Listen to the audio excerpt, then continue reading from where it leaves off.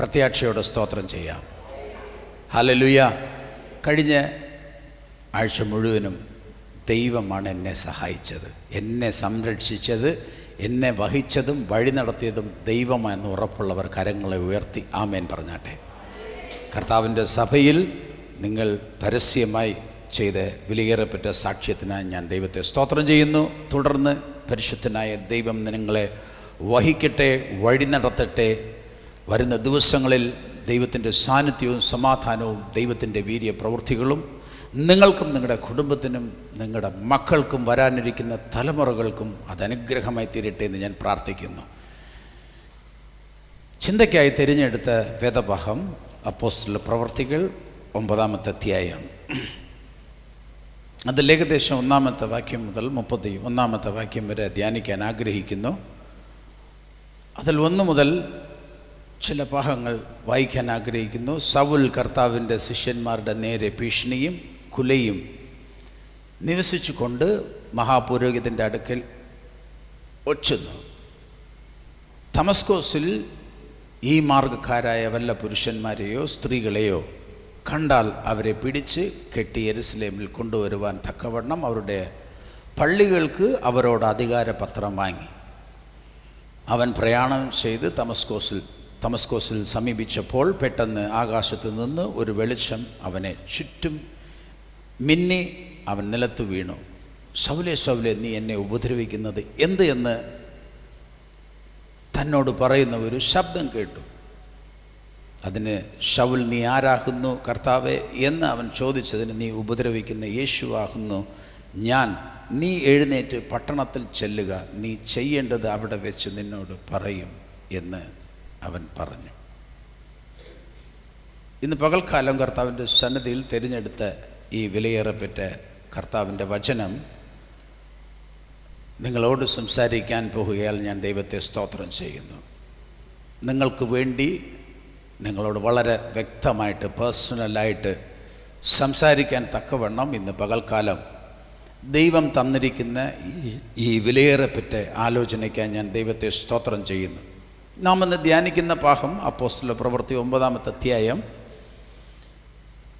അതിൽ നാം ധ്യാനിക്കുന്ന വിഷയം സൗൽ എന്ന ഒരു മഹാൻ്റെ ചരിത്രം. പഴയ നിയമത്തിൽ ബെന്യാമിൻ ഗോത്രത്തിൽ ജനിച്ചു വളർന്ന ഇസ്രയേൽ ദേശത്തെ വാഴാൻ ആദ്യമായി ദൈവം തിരഞ്ഞെടുത്ത സൗൽ രാജാവിൻ്റെ ചരിത്രമല്ല. ബെന്യാമിൻ ഗോത്രത്തിൽ ജനിച്ചവൻ തന്നെയാണ് ഈ പുതിയ നിയമത്തിൽ ഉള്ള ശൗലും. പക്ഷേ ഈ സൗലിൻ്റെ പേരിനെ ദൈവം പൗലോസാക്കി മാറ്റി. എന്ന് ദൈവം അവനെ സ്പർശിച്ചോ അന്നു മുതൽ ദൈവം അവൻ്റെ പേർ ശൗലെ പൗലായിട്ട് മാറ്റി. നമുക്കെല്ലാവർക്കും പൗലോസ് എന്നുള്ള, അപ്പോസ്തലനെ പൗലോസ് എന്നുള്ള വാക്കാണ് വളരെ പരിചയമുള്ളതും കേട്ട് പഴക്കമുള്ളതും. ഞാൻ സൗലെന്ന് ഉപയോഗിക്കുന്ന ഓരോ വാക്കുകളും പഴയ നിയമത്തിലുള്ള പേരല്ല. സൗലെന്ന് പറയുമ്പോൾ നിങ്ങൾ വിചാരിച്ചോളണം, അവൻ പുതിയ നിയമത്തിൽ ദൈവത്താൽ ഉപയോഗിക്കപ്പെട്ട അപ്പോസ്തലനെ പൗലോസ്. ഈ ശൗൽ ജീവിതത്തിൽ ഒരു പെട്ടെന്ന് വന്ന ഒരു മാനസാന്തരത്തെക്കാളും അതിന് ഉപരിയായി ജീവിതത്തിൽ പെട്ടെന്ന് ഒരു സമർപ്പണം വന്നത് നമുക്ക് കാണാൻ കഴിയും. നാം എല്ലാവരും പെട്ടെന്ന് രക്ഷിക്കപ്പെടും, പക്ഷേ പൊതുവെ വിശ്വാസികൾക്ക് ജീവിതത്തിൽ സമർപ്പണം ഉണ്ടാവത്തില്ല. ഇവിടെ സൗലിൻ്റെ ചരിത്രം നാം കാണുമ്പം അവൻ്റെ മാനസാന്തരത്തെ അല്ലെങ്കിൽ അവൻ്റെ രക്ഷയെക്കാളും അതിനപ്പുറമായിട്ട് ഒരു സമർപ്പണമുള്ള ഒരു ജീവിതം ആ നിമിഷം തൊട്ട് നമുക്ക് അവൻ മുമ്പോട്ട് പോകുന്നത് കാണാം. പൊതുവേ ഒരു വ്യക്തി രക്ഷിക്കപ്പെടുമ്പോൾ അവൻ സ്നാനപ്പെടാൻ പോലും താമസിക്കും. പക്ഷേ ഇവൻ എന്ന് രക്ഷിക്കപ്പെട്ടോ ആ നിമിഷം തന്നെ സ്നാനപ്പെട്ട് പരിശുദ്ധാത്മാവാൽ വഹിക്കപ്പെട്ട് സമർപ്പണമുള്ള ഒരു ജീവിതം നയിച്ചു. ഇവൻ്റെ ഈ പ്രിയപ്പെട്ട പൗലോസ് അല്ലെങ്കിൽ സൗലിൻ്റെ ജീവിതം നാം ധ്യാനിക്കുമ്പോൾ നമുക്കൊരിക്കലും അവനോട് ഒപ്പം we cannot compare his life. അത്രമാത്രം സമർപ്പണമുള്ള ഒരു ത്യാഗോജലമായ ഒരു ജീവിതം നയിച്ച ഒരു മഹാനാണ് ശൗൽ. ശൗലിൻ്റെ അല്ലെങ്കിൽ പൗലോസിൻ്റെ ചരിത്രം നാം എടുക്കുമ്പോൾ ആദ്യ നൂറ്റാണ്ട് കാലത്തിൽ വളരെ ശക്തമായിട്ട് പല ദേശങ്ങളിൽ ഉപയോഗിക്കപ്പെട്ട ഒരു മഹാനാണ്. ദൈവസഭയ്ക്ക് പോലും ആദ്യത്തെ നൂറ്റാണ്ടിൽ മാത്രമല്ല, ഇന്നും ഇനി വരാനിരിക്കുന്ന തലമുറകൾക്കും വളരെ അനുഗ്രഹപ്രദമായ ഒരു ചരിത്രം നയിച്ച ഒരു മഹാനാണ് ശൗൽ. അവൻ വേദപുസ്തകത്തിൽ പുതിയ നിയമത്തിൽ ഏകദേശം 14 പുസ്തകം ദൈവം കൊടുത്ത അരുളപ്പാടനുസരിച്ച് വിശുദ്ധ തിരുവെഴുത്തുകളിൽ ലേഖനങ്ങൾ എഴുതിയ ഒരു മഹാനാണ്. ആരാണ് ഇവൻ? ഇവൻ ക്രിസ്തു യേശുവിൻ്റെ സാക്ഷിയായി ജീവിച്ച സ്തേഫാനോസ് പരസ്യമായി കൊല്ലപ്പെട്ടപ്പോൾ കൂട്ടുനിന്ന കൂട്ടുകാരനാണ്. ഇവൻ ആ കാലഘട്ടത്ത് ഒരു റോമ പൗരത്വനായിരുന്നു. റോമ പൗരത്വൻ എന്ന് പറയുന്നത് ലോകത്ത് അന്ന് ഏറ്റവും വളരെ ശക്തിയുള്ള പവർഫുള്ള രാജ്യം റോമൻ സാമ്രാജ്യമായിരുന്നു. അതിൻ്റെ സിറ്റിസൺഷിപ്പ് എടുത്ത ഒരു മനുഷ്യനെയും ഈവൻ ആ ദേശത്തിലുള്ളവർക്ക് പോലും അവൻ്റെ മേൽ കൈവയ്ക്കാൻ അധികാരമല്ല. അത്രയ്ക്ക് ഒരു വിലപ്പെട്ട ഒരു മഹാൻ എന്ന് യേശു ക്രിസ്തുവിനെ അറിഞ്ഞോ അന്നു മുതൽ തനിക്ക് വേണ്ടി ജീവയാഗമായി അർപ്പിച്ച യേശു ക്രിസ്തുവിന് വേണ്ടി തൻ്റെ ജീവിതം നയിക്കുവാൻ ഇടയായി. യെരുശലേം സഭയിൽ വലിയ ഉപദ്രവം നേരിട്ടു. യേശു ക്രിസ്തുവിനെ തൻ്റെ രക്ഷകർത്താവായി സ്വീകരിച്ച് തൻ്റെ വിലപ്പെട്ട വിലയേറിയ പാരമ്പര്യം എന്ന് പറയുന്ന യഹൂദ പാരമ്പര്യത്തെയും അവരുടെ പള്ളികളെയും അവരുടെ കുടുംബ ആചാരങ്ങളെല്ലാം വിട്ട് മാനസാന്തരപ്പെട്ട് രക്ഷിക്കപ്പെട്ട് ദൈവമക്കൾക്ക് അല്ലെങ്കിൽ ക്രിസ്തുവിൽ വിശ്വസിക്കുന്ന ക്രിസ്ത്യാനികൾക്ക് വിരോധമായി യഹൂദന്മാർ ഭയങ്കരമായി ഉപദ്രവിക്കാൻ തുടങ്ങി. അവരെ വളരെ ബുദ്ധിമുട്ടിലാക്കി. എത്ര അധികമായി യഹൂദന്മാർ ക്രിസ്ത്യാനികളെ വേദനിപ്പിച്ചോ അല്ലെങ്കിൽ കഷ്ടപ്പെടുത്തിയോ അതിന് ഇരട്ടിയായി ക്രിസ്ത്യാനികൾ പകരാനും പടരാനും തുടങ്ങി. അതാണ് ക്രിസ്ത്യാനിറ്റിയുടെ പ്രത്യേകത. ക്രിസ്തുവിൽ ഉള്ള വിശ്വാസത്തിൻ്റെ പ്രത്യേകത എത്ര പ്രയാസങ്ങൾ, ബുദ്ധിമുട്ടുകൾ, നാശനഷ്ടങ്ങൾ ലോകപ്രകാരമായി അവൻ്റെ ജീവിതത്തിൽ നേരിട്ടാലും യഥാർത്ഥ വിശ്വാസി അവൻ ക്രിസ്തുവിൽ വളരത്തേ ഉള്ളൂ. അവൻ്റെ ജീവിതത്തിൽ ഒരു നാളും പരാതി ഉണ്ടാവത്തില്ല. കാരണം ആദ്യ നൂറ്റാണ്ട് സഭയിൽ നടന്ന പ്രയാസങ്ങളും ബുദ്ധിമുട്ടുകളും ഈ കാലഘട്ടത്ത് നമ്മുടെ പെന്തക്കോസ്ത് സഭയിൽ നടന്നാൽ എത്ര പേർ വിശ്വാസത്തിൽ നിൽക്കും എന്നുള്ളത് ഒരു ചോദ്യമാണ്. ആ കാലഘട്ടത്ത് ആരെല്ലാം യേശു ക്രിസ്തുവിനെ തൻ്റെ രക്ഷകർത്താവായി സ്വീകരിച്ചോ എല്ലാവരും തന്നെ പീഡനങ്ങളിൽ കൂടി കടന്നുപോയി. വേദപുസ്തകം വായിക്കുമ്പോഴും ചരിത്രപരമായി നമ്മളെ വെളിപ്പെടുത്തുന്നത്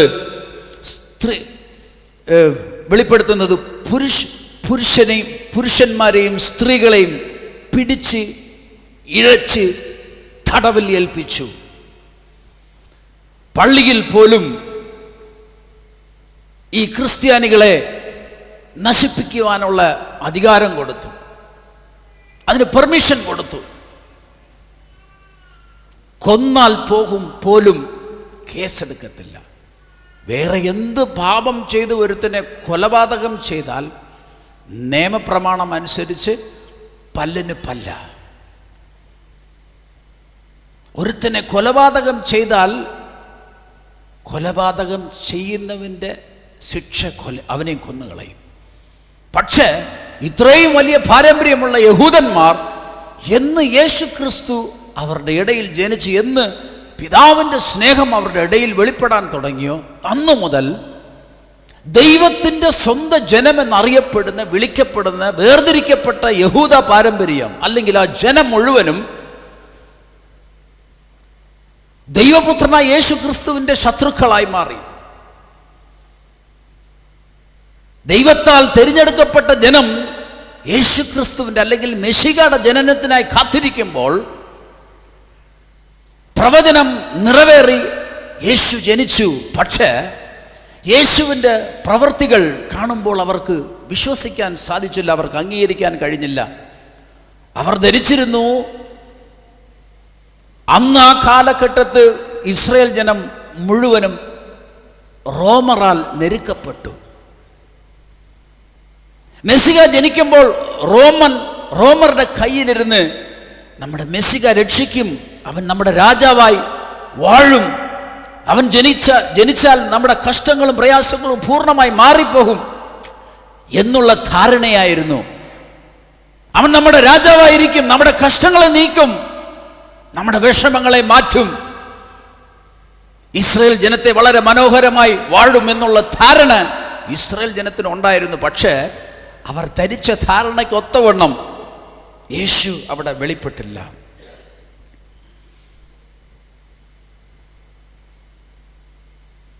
പുരോഹിതന്മാരോട് കൂടെയോ ന്യായപ്രമാണികളുടെ കൂടെയോ സംഘത്തിൻ്റെ നേതാക്കന്മാരുടെ കൂടെയോ ന്യായാധിപന്മാരുടെ കൂടെയോ ഒരു സ്ഥാനത്തിന് വേണ്ടി യേശു അവരോട് കൂടെ കൂട്ടുകൂടിയില്ല. പുരോഹിതന്മാർ പ്രതീക്ഷിച്ചിരുന്നു നമ്മുടെ കൂട്ടുകാരനായി മാറുമെന്ന്.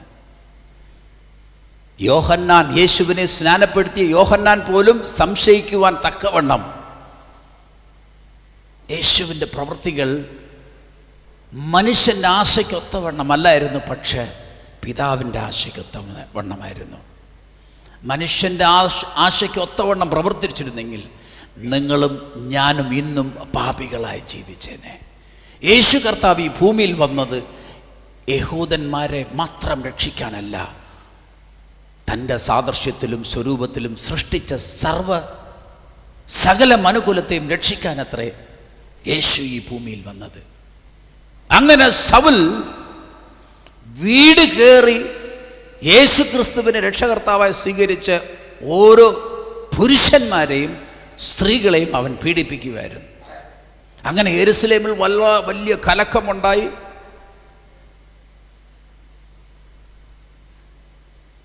സ്തേഫാനോസിനെ പരസ്യമായിട്ട് കൊല്ലാൻ കൂട്ടുനിന്ന ഒരു മഹാനാണ് സൗൽ. ഏറ്റവും ബെസ്റ്റ് സിറ്റിസൺഷിപ്പ് ഉണ്ടായിരുന്നു, കുലമഹത്വം ഉണ്ടായിരുന്നു, ഹെബ്രയനായിരുന്നു, യഹൂദനായിരുന്നു, ഇസ്രായേലനായിരുന്നു. ഇന്ന് ഇവിടെ വന്നിരിക്കുന്ന ഏതൊരു മനുഷ്യനേക്കാളും ഏതൊരു വ്യക്തിയെക്കാളും എല്ലാറ്റിലും ലോകപ്രകാരമായ മഹത്വം ഉണ്ടായിരുന്നിട്ടും യേശു ക്രിസ്തുവിനെ അറിഞ്ഞ ആ നിമിഷം, ആ ദിവസം അവനെല്ലാം കർത്താവിന് വേണ്ടി വേണ്ട എന്ന് വെച്ചു. അവൻ്റെ കുടുംബ മഹത്വത്തെയും കുലമഹത്വത്തെയും അവൻ്റെ പള്ളിയുടെ മഹത്വത്തെയും എല്ലാ കെട്ടുകളെയും അവൻ വേണ്ട എന്ന് ക്രിസ്തുവിന് വേണ്ടി മാറ്റിവെച്ചു. അതാണ് യഥാർത്ഥ salvation. The real salvation is പൗലോസിൻ്റെ ജീവിതം. അല്ലെങ്കിൽ ആദ്യ നൂറ്റാണ്ട് കാലഘട്ടത്ത് ജനങ്ങൾ യേശുവിനെ സ്വീകരിച്ചപ്പോൾ തൻ്റെ വീടും സമ്പത്തും സ്ഥലവും എല്ലാം നഷ്ടപ്പെട്ടു പോയെന്ന്. പക്ഷെ വചനം പറയുന്നു, അവർ പോയ സ്ഥലത്തെല്ലാം സന്തോഷത്തോട് ഉയർത്തെഴുന്ന യേശുവിനെ കുറിച്ച് സാക്ഷി പറഞ്ഞു. കരങ്ങളിൽ ഉയർത്തി സ്തോത്രം ചെയ്താട്ടെ. അതാണ് യഥാർത്ഥ ക്രിസ്ത്യാനി. അങ്ങനെ ഉപദ്രവങ്ങൾ ക്രിസ്ത്യാനികളുടെ ഇടയിൽ വർദ്ധിച്ചപ്പോൾ അതോടൊപ്പം തന്നെ ക്രിസ്ത്യാനികൾ വളരാനും തുടങ്ങി. ഇങ്ങനെ യെരുശലേമിൽ വലിയ കലക്കൊക്കെ ഉണ്ടാക്കി കഴിഞ്ഞതിന് ശേഷം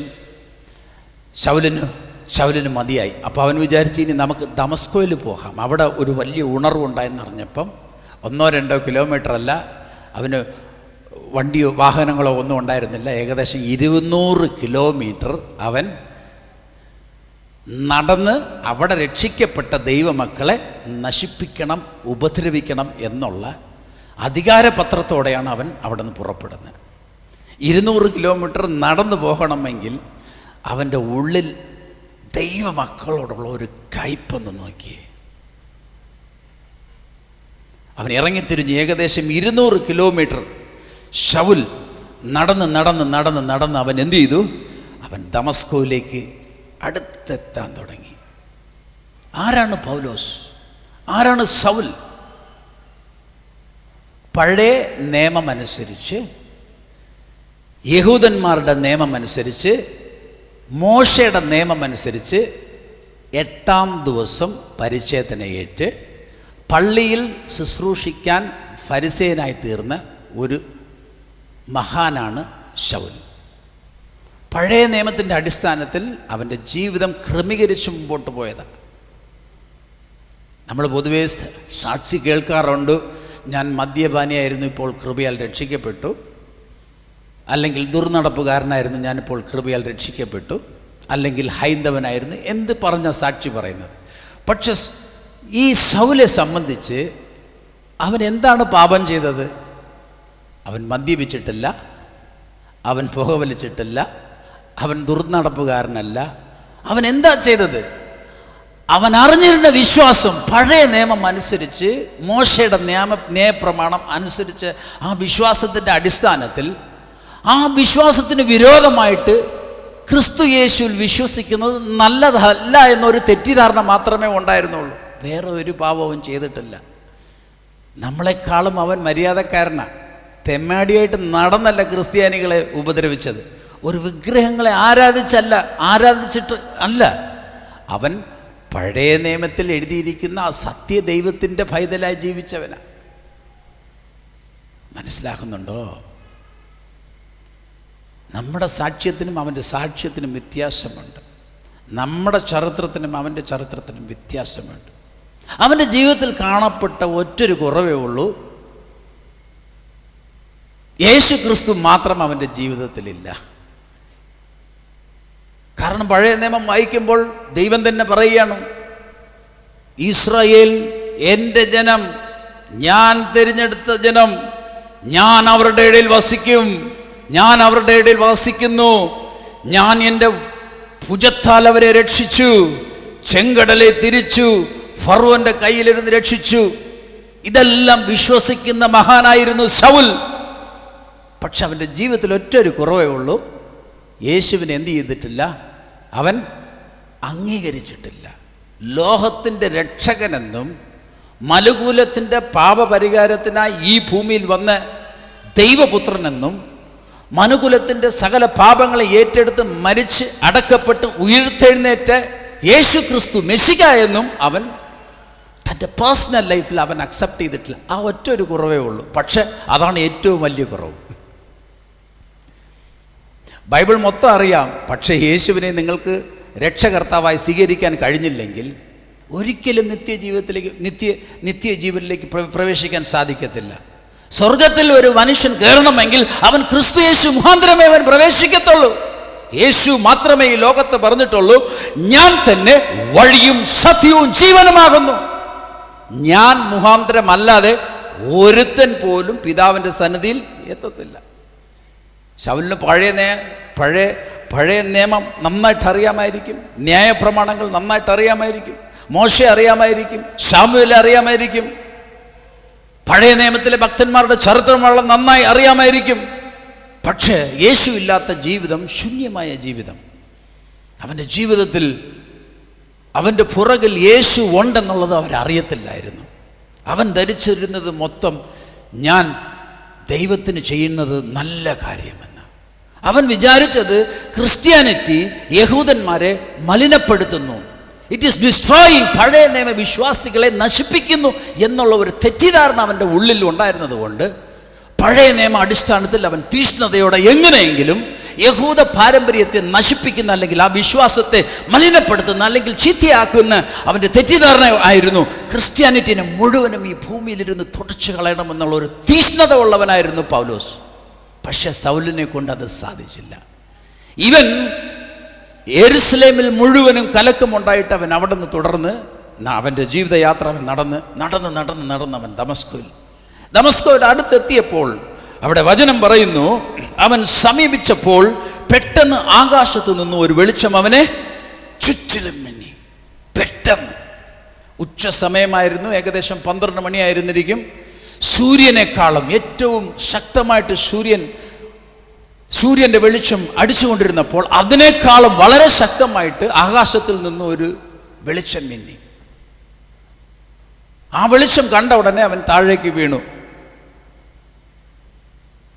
അവൻ ദൈവത്തെ ഭയപ്പെട്ടത് കൊണ്ടല്ല വീണത്, അവൻ പേടിച്ച് വീണുപോയി താഴെ. He was scared, afraid. He was feared. എന്ത് സംഭവിക്കുമെന്ന് അറിയത്തില്ല. നമുക്കറിയാം, നമ്മുടെ ജീവിതത്തിൽ തന്നെ പ്രതീക്ഷിക്കാതെ ഇടിയും മിന്നൽ വന്നു കഴിഞ്ഞാൽ എത്ര വലിയ വിശ്വാസിയാണെങ്കിലും ഒന്ന് നെട്ടും. പക്ഷെ ഇത് നെട്ടിയതല്ല, നെട്ടി അവൻ വീണുപോയി. അവൻ വീഴാൻ പാകത്തിന് ദൈവം അവനെ എന്ത് ചെയ്തു? സ്പർശിച്ചു. കാരണം അവൻ്റെ ജീവിതത്തിൽ ഒറ്റ കുറവേ ഉണ്ടായിരുന്നുള്ളൂ. ആരില്ലായിരുന്നു? യേശുവില്ലായിരുന്നു.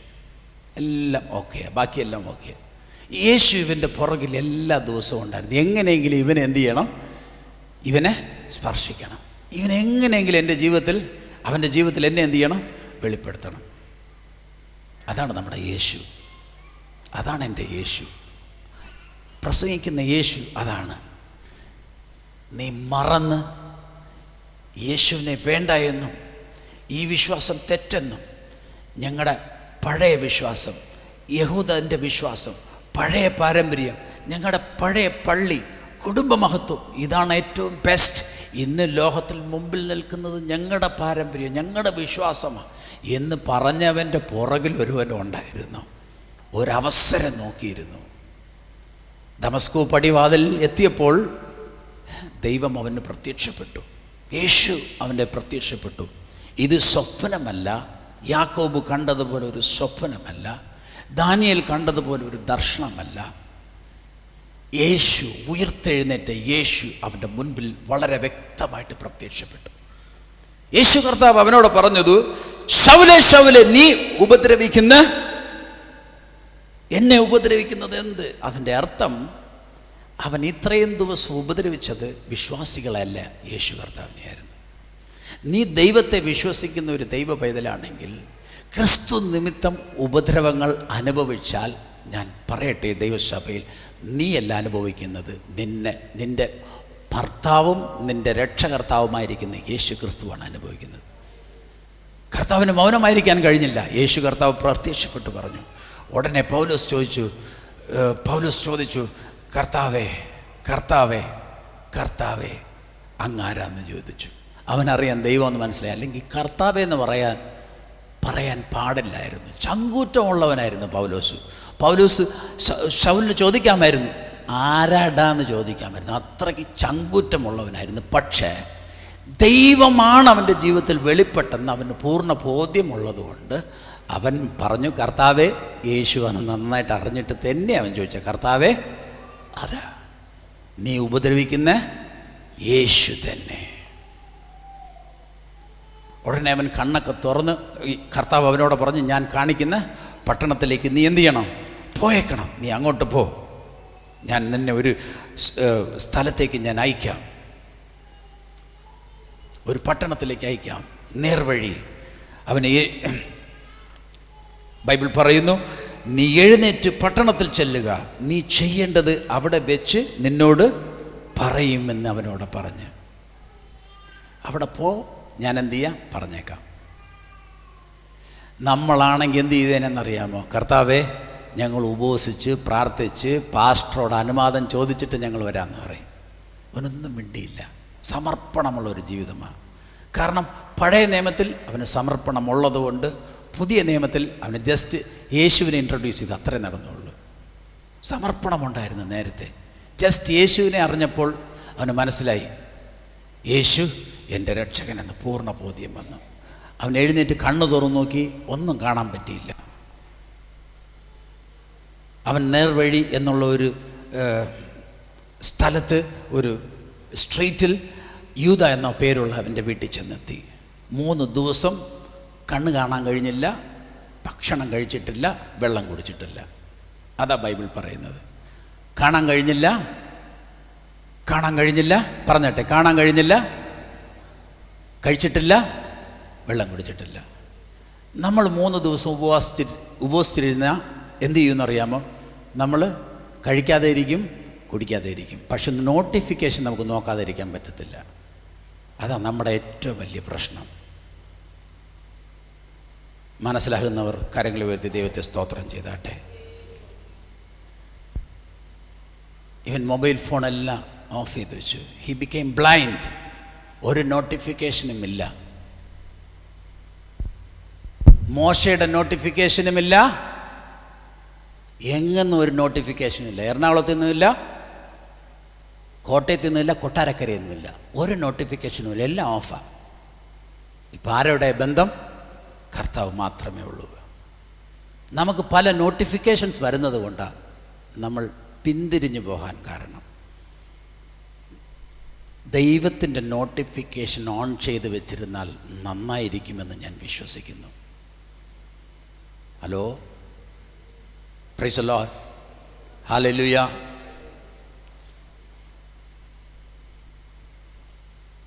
അനന്യാസേ, ഒറ്റ വിളിയ, 2 പ്രാവശ്യം ഒന്നും വിളിച്ചില്ല, ഒറ്റ വിളിയ.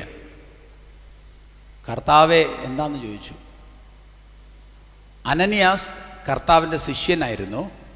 വേദപുസ്തക ചരിത്രത്തിൽ മുമ്പോ പിൻപോ അനന്യാസ് എന്നുള്ള ഒരു വ്യക്തിയുടെ പേര് വന്നിട്ടേ ഇല്ല. അതിൻ്റെ മുമ്പ് അവൻ എത്ര ശുശ്രൂഷ ചെയ്തു, അത് കഴിഞ്ഞിട്ട് അവൻ എത്ര ശുശ്രൂഷ, ഒന്നും എഴുതിയിട്ടില്ല. നത്തിങ്. പുതിയ നിയമത്തിൽ ശക്തമായി ദൈവം ഉപയോഗിക്കാൻ പോകുന്ന പൗലോസിനെ പരിശുദ്ധാത്മാവാൽ അഭിഷേകിക്കാനും അവൻ്റെ കുരുട് മാറാനും അവൻ്റെ കാഴ്ച പ്രാപിക്കാനും ദൈവം തിരഞ്ഞെടുത്തത് ആരും അറിയാത്ത ഒരു ശിഷ്യനായിരുന്നു. അവൻ പാസ്റ്ററും അല്ല, അവൻ അപ്പോസ്തലനുമല്ല, അവൻ വർഷിപ്പ് ലീഡറുമല്ല, അവൻ മ്യൂസിഷ്യനുമല്ല, അവൻ പ്രവാചകനുമല്ല, ഒന്നുമല്ല. അവൻ്റെ ചരിത്രം നിങ്ങൾ നോക്കി നിങ്ങൾക്ക് എങ്ങും കാണാൻ പറ്റത്തില്ല. നമ്മളാണെങ്കിൽ, ഞാൻ യേശു ആയിരുന്നിരുന്നെങ്കിൽ ഞാൻ പത്രോസിനെയോ യോഹന്നാനെയോ അയച്ചേനെ. ഹലോ, അല്ലേ? നമ്മൾ ഒരാൾ രക്ഷിക്കപ്പെട്ടാൽ തന്നെ ഉടനെ പാസ്റ്ററോടല്ലേ വിളിച്ചുകൊണ്ട് പോകുന്നത്? ഓർത്തോളം, ദൈവത്തിൻ്റെ ശിഷ്യനായി ജീവിക്കുന്ന ഓരോ വ്യക്തികൾക്കും ശുശ്രൂഷ ഉണ്ടെന്ന് മറന്നു പോകരുത്. നിന്നെക്കൊണ്ട് ചെയ്യുന്നത് ദൈവം നിന്നെക്കൊണ്ട് ചെയ്യത്തുള്ളൂ. പക്ഷെ ശിഷ്യനാവാതെ ഒരു ശുശ്രൂഷയും ദൈവം നിന്നെ ഏൽപ്പിക്കത്തില്ല. അന്ന് അനേക ശിഷ്യന്മാരുണ്ടായിരുന്നു പട്ടണത്ത്. ഒരു ചരിത്രം മാത്രമേ വേദപുസ്തകത്തിൽ എഴുതിയിട്ടുള്ളൂ. എത്രയോ ചരിത്രങ്ങൾ സംഭവിച്ചിരിക്കണം. നിങ്ങളെയും എന്നെയും പ്രചോദിപ്പിക്കാൻ വേണ്ടിയിട്ടാണ് പരിശുദ്ധാത്മാവ് പറയുന്നത്. ഒരു ശിഷ്യത്വം പ്രാപിച്ച് അച്ചടക്കത്തോടെ ശിഷ്യനായി ഡിസിപ്ലിൻഡ് ലൈഫ്, പ്രാർത്ഥന ഉള്ളൊരു ജീവിതം ദൈവമായിട്ട് നമ്മൾ തുടരുവാണെങ്കിൽ, അനനിയാസെ വിളിച്ച് പൗലോസിനെ അഭിഷേകം ചെയ്തതുപോലെ, അവൻ കാഴ്ച പ്രാപിക്കാൻ കാരണക്കാരൻ അനനിയാസിനെ ദൈവം തിരഞ്ഞെടുത്തതുപോലെ, പത്രോസിനെയോ പൗലോസിനെയോ സീലാസിനെയോ അല്ല ദൈവം തിരഞ്ഞെടുത്തത്. യോഹന്നാനെ അല്ല, മത്തായിയെ അല്ല, ലൂക്കോസിനെ അല്ല. അപ്പോസ്തല പ്രവൃത്തി എഴുതിയ ലൂക്കോസിനെ തിരഞ്ഞെടുക്കാൻ no, he was an ordinary man. നിങ്ങളെപ്പോലെ എന്നെപ്പോലെ ഒരു സാധാരണപ്പെട്ടവനായിരുന്നു. പക്ഷേ അവൻ സമർപ്പിക്കപ്പെട്ടവനായിരുന്നു. കർത്താവ് പറഞ്ഞിങ്ങനെ ഒരുത്തനുണ്ടെന്ന്. ഇവൻ പേര് കേട്ടപ്പോൾ തന്നെ നെട്ടി. സൗൽ എന്ന് പറഞ്ഞപ്പോൾ തന്നെ നെട്ടി. കർത്താവോട് പറഞ്ഞു, കർത്താവേ ഞാൻ പറഞ്ഞുതരാം അവൻ്റെ ചരിത്രം. അവൻ യെരൂശലേം മൊത്തം കലക്കിയതാണ്. പുരുഷന്മാരെയും സ്ത്രീകളെയൊക്കെ തല്ലിച്ചതച്ചിട്ട്. കർത്താവ് പറഞ്ഞു, ഡോ നീ പോ, അവൻ യൂദ എന്നുള്ള വീട്ടിലുണ്ടാവും. അവനെക്കുറിച്ച് കർത്താവ് പറഞ്ഞിരിക്കുന്നതാണ്, എൻ്റെ നാമത്തിന് വേണ്ടി അവൻ എന്തെല്ലാം കഷ്ടം അനുഭവിക്കേണ്ടത് ആകുന്നു എന്ന് ഞാൻ അവനെ കാണിക്കുമെന്ന് പറഞ്ഞു. കർത്താവ് അവനോട്, നീ പോക, അവനെ എൻ്റെ നാമത്തിൽ ജാതികൾക്കും രാജാക്കന്മാർക്കും ഇസ്രായേൽ മക്കൾക്കും മുൻപിൽ വഹിപ്പാൻ ഞാൻ തിരഞ്ഞെടുത്തിരിക്കുന്ന ഒരു പാത്രമാകുന്നു. എൻ്റെ നാമത്തിന് വേണ്ടി അവൻ എന്തെല്ലാം കഷ്ടം അനുഭവിക്കും ആകുന്നു എന്ന് ഞാൻ അവനെ കാണിക്കും. എന്തനുഭവിക്കും? സുഖം അനുഭവിക്കുമെന്നല്ല. എന്തനുഭവിക്കും? എത്ര സന്തോഷം അനുഭവിക്കുമെന്നല്ല. എത്ര സ്ക്വയർ ഫീറ്റിൽ വീട് പണിയുമെന്നല്ല. ഹലോ,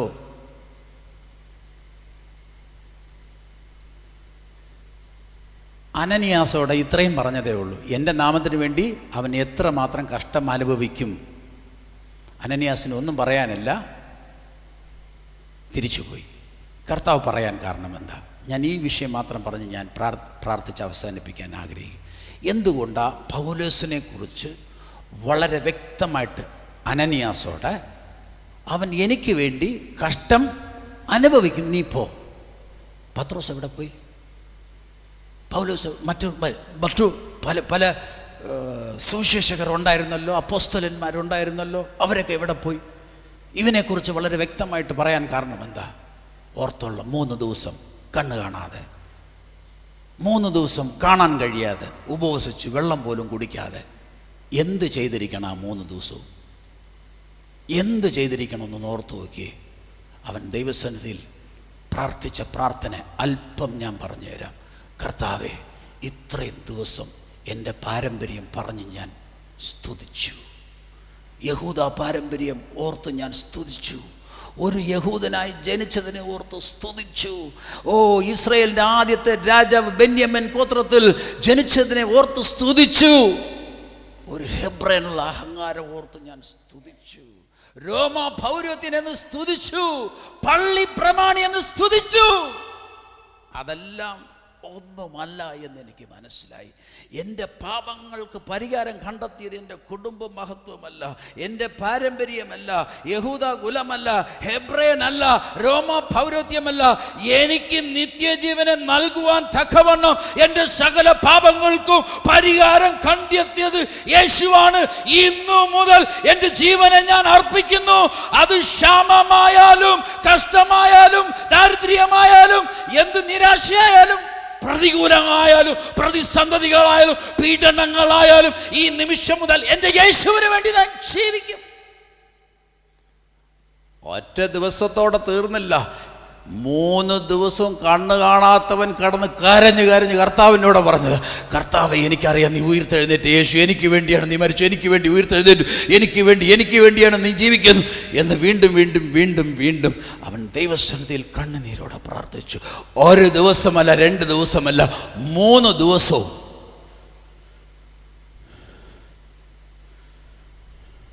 മുഴുവനും പ്രാർത്ഥിച്ചത് ദൈവത്തോടെ. ഇന്ന് നമുക്ക് സമർപ്പണമില്ലാത്ത കാരണം എന്താണെന്നറിയാമോ? നമുക്ക് വേണ്ടി ജീവിക്കുന്നത് കൊണ്ട്, നമ്മുടെ കുടുംബത്തിന് വേണ്ടി ജീവിക്കുന്നു, നമ്മുടെ മക്കൾക്ക് വേണ്ടി ജീവിക്കുന്നുണ്ട്. ശുശ്രൂഷകൾ ഏൽപ്പിക്കുന്നതിന് ലിമിറ്റേഷൻസ് ഉണ്ട്. പക്ഷേ ഇവൻ പറഞ്ഞു, ഇന്ന് മുതൽ ഞാൻ ആർക്ക് വേണ്ടി? എനിക്ക് വീടും വേണ്ട, കൊട്ടാരവും വേണ്ട, എനിക്ക് പാസ്പോർട്ടും വേണ്ട, എനിക്ക് വിസയും വേണ്ട, എനിക്കൊന്നും വേണ്ട, നത്തിങ്. എനിക്ക് പ്രൊമോഷനും വേണ്ട, ഒന്നും വേണ്ട. ഇന്ന് നമ്മളെ ദൈവം ഏൽപ്പിക്കാത്ത കാരണം എന്താണെന്നറിയാമോ? നമ്മുടെ പ്രാർത്ഥന മുഴുവനും ലോകപ്രകാരമായ നന്മകൾക്ക് വേണ്ടിയിട്ടാണ്. ഒരു ഭിക്ഷക്കാരൻ ഒരു ധനവാൻ്റെ മുൻപിൽ വന്നു നിന്ന് ഭിക്ഷ എടുക്കുന്നത് പോലെയാണ് ഇന്ന് വിശ്വാസികൾ മുഴുവനും കർത്താവിൻ്റെ മുൻപിൽ വന്ന് നിൽക്കുന്നത്. കർത്താവേ, എനിക്ക് അത് വേണം, ഇത് വേണം, മറ്റത് വേണം, മറിച്ചത് വേണം, കടഭാരം മാറണം, ഇത് വേണം, അത് വേണം. പിന്നെ പാസ്റ്റർ പറയും, തന്ന നന്മകൾ ഓർത്ത് സ്തോത്രം ചെയ്തോ, നിനക്ക് ഇനി കൂടുതൽ നന്മകൾ തരും. പിന്നെ അടുത്തയാൾ തലയിൽ കൈവച്ച് പറയും, നിന്നെ ദൈവം വാലാക്കത്തില്ല. വിശ്വാസി തിരിഞ്ഞു നോക്കും, എവിടെയാണ് വാല്? നിന്നെ ഞാൻ തലയാക്കും. ശൂന്യവാഗ്ദാനങ്ങൾ. പൗലോസിന് ദൈവം ഒന്നും കൊടുത്തില്ല. പത്രോസിന് കൊടുത്തത് എന്താണെന്നറിയാമോ? നീ രാജാക്കന്മാരുടെ ഇടയ്ക്കിൽ പോവും, ജാതികളുടെ ഇടയിൽ പോവും, എൻ്റെ സാക്ഷിയായി ജീവിക്കും. പൗലോസ് എന്ത് പറഞ്ഞെന്നറിയാമോ? എന്ത് കഷ്ടം വന്നാലും ഞാൻ അനുഭവിക്കാൻ റെഡിയാണ്. എന്ത് കഷ്ടം വന്നാലും, സ്തേഫാനോസിനെ പോലെ കല്ലെറിഞ്ഞ് കൊന്നാലും ഞാൻ ആ സ്ഥാനത്ത് നിന്ന് കർത്താവിൻ്റെ സാക്ഷിയായി ജീവിക്കാൻ ഞാൻ റെഡിയാന്ന് പറഞ്ഞു. അങ്ങനെ അനനിയാസ് അവൻ്റെ വീട്ടിൽ പോയി. അവൻ്റെ തലയിൽ കൈവച്ച് പറഞ്ഞത് എന്താണെന്നറിയാമോ? സഹോദര സൗലേ. ആരാ നെട്ടിപ്പോയെന്നറിയാമോ? ശൗല് നെട്ടിപ്പോയി. കഴിഞ്ഞ 3 ദിവസമായിട്ട് ദൈവമായിട്ട് ആചരിച്ച കൂട്ടായ്മ ദൈവസഭയായിട്ട് കൂട്ടായ്മ ആചരിക്കാൻ തുടങ്ങി. കാരണം ഒറ്റ വാക്ക. എന്ത് പറഞ്ഞു? സഹോദര.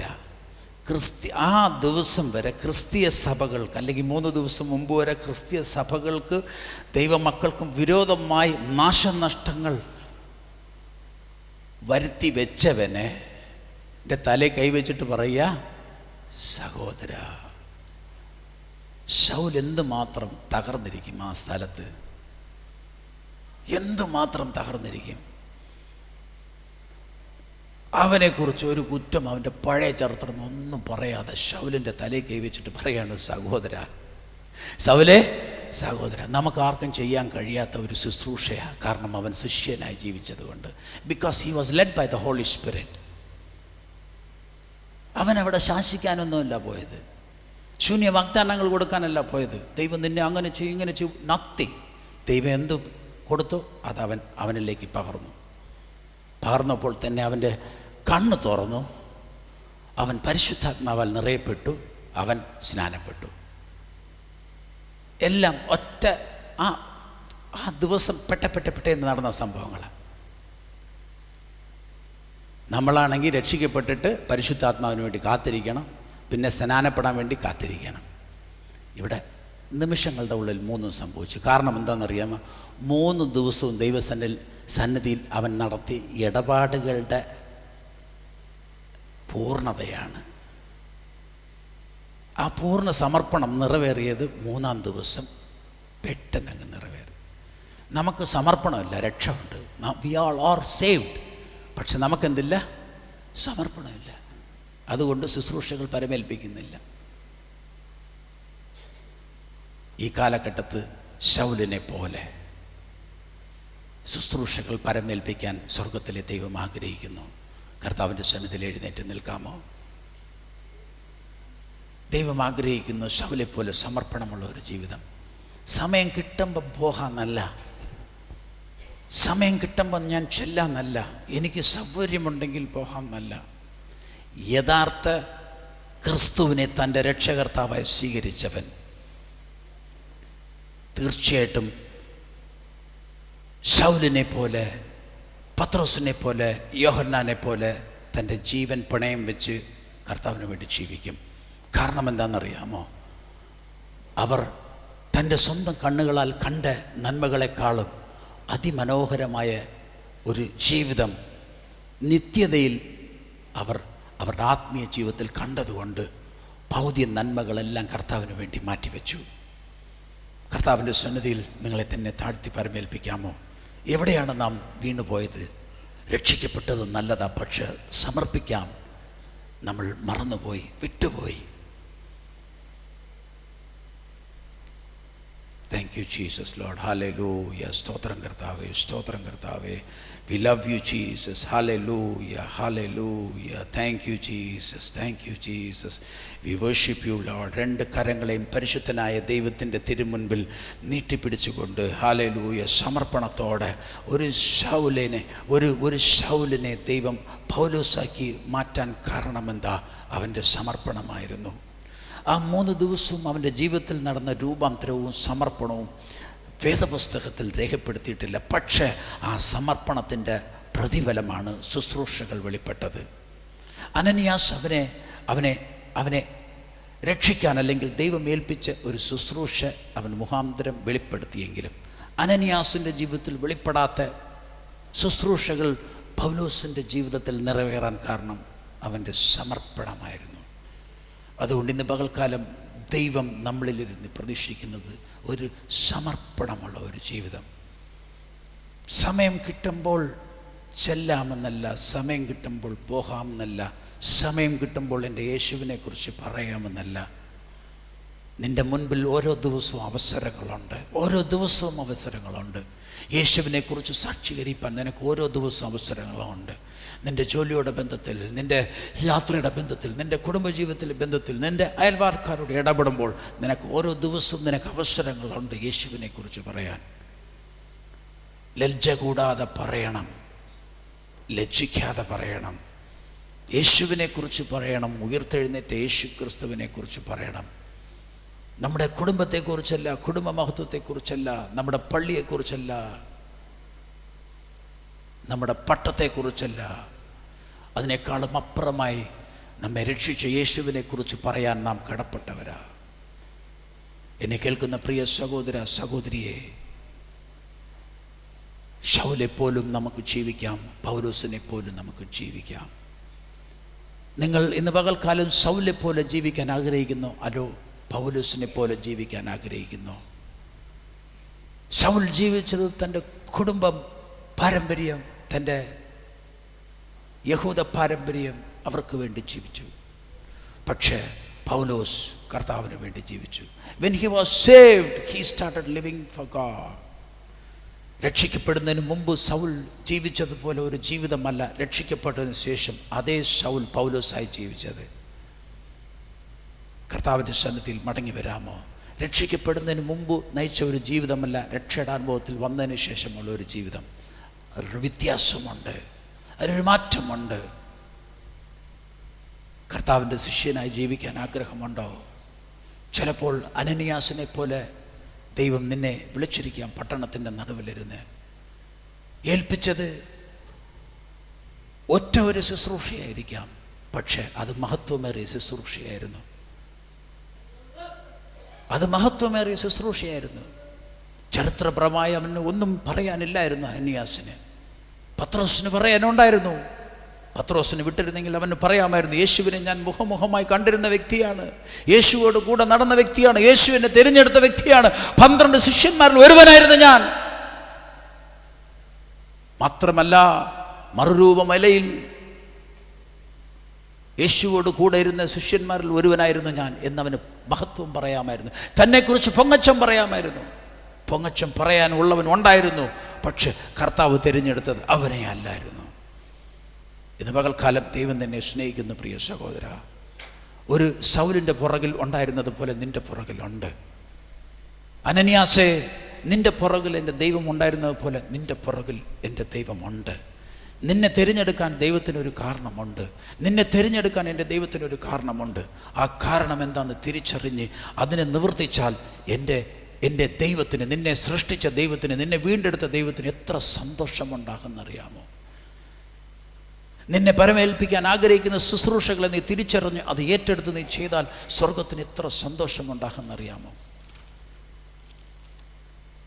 തിരുവെഴുത്തുക്കൾ ആ ഭാഗം വായിച്ച് താഴോട്ട് ധ്യാനിച്ചു പോകുമ്പോൾ, അങ്ങനെ യഹൂദ്യ, ഗലീല, സമര്യ എന്നീ ഈ ദേശങ്ങളൊക്കെയും സമാധാനമുണ്ടായി. സഭയ്ക്ക് സമാധാനമുണ്ടായി. സഭയ്ക്ക് ആത്മീയ വർധനമുണ്ടായി. കർത്താവോടുള്ള ഭക്തിയിലും പരിശുദ്ധാത്മാവിൻ്റെ പ്രബോധനയിലും നടന്ന് പെരുകിക്കൊണ്ടിരുന്നു. 31 വാക്യം വായിക്കുമ്പോൾ, അങ്ങനെ യഹൂദിയ, ഗലീലിയ, സമര്യ എന്നീ ദേശങ്ങളിലൊക്കെയും സഭയ്ക്ക് സമാധാനമുണ്ടായി. അത് ആത്മീയ വർധന പ്രാപിച്ചു. കർത്താവിനോടുള്ള ഭക്തിയിലും പരിശുദ്ധാത്മാവിൻ്റെ പ്രബോധനയിലും നടന്ന് പെരുകിക്കൊണ്ടിരുന്നു.